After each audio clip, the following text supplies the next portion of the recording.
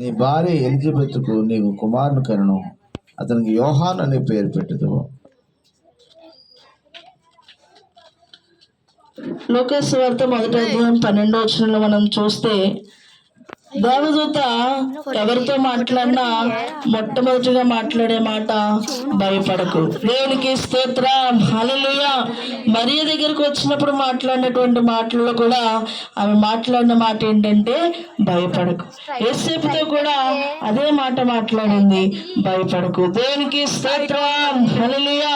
మరియ దగ్గరికి అంటది, దయాప్రాప్తురాలా నీకు శుభము.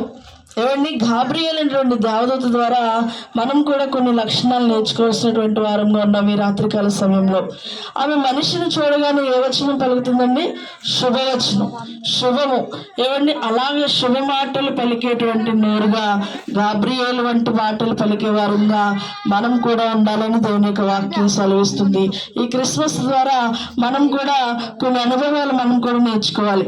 సామెతల గ్రంథం 10:11 ఉంటది, నీతిమంతుల నోరు జీవపు ఊట. దేవునికి స్తోత్రం, హల్లెలూయా.